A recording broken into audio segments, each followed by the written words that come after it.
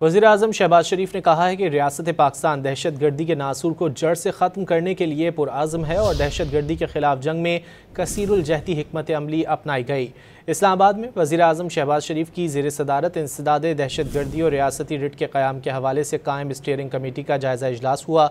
Committee ने दहशत गर्दी के ख़िलाफ़ वफाकी और सूबाई हुकूमतों के दरमियान हम आहंगी को मौसर बनाने और इस ज़िम्न में कमेटी की सिफारिशात पर सख्ती से अमल दरामद की हिदायत की। वज़ीर-ए-आज़म ने कहा कि दुनिया दहशत गर्दों के ख़िलाफ़ पाकिस्तान की कामयाब कार्रवाइयों की मुतरफ़ है। वाज़ेह किया कि पाकिस्तान की तरफ से ज़मीनी ऑपरेशन, मुतालिका कानून साज़ी, बामायनी अवामी राब्ते और इंतहा पसंद सोच की हौसला शिकनी जैसे अहम हिकमत अमली का भरपूर और मौसर इस्तेमाल किया गया। ज़ोर दिया कि फ़ितनतुल हिंदुस्तान, फ़ितनतुल ख़वारिज और दीगर समाज दुश्मन अनासिर के मुकम्मल ख़ात्मे के लिए हिकमत अमली पर काम किया जा रहा है। वज़ीर-ए-आज़म ने कहा कि दुनिया दहशत गर्दों के ख़िलाफ़ पाकिस्तान की कामयाब कार्रवाइयों की मुतरफ़ है।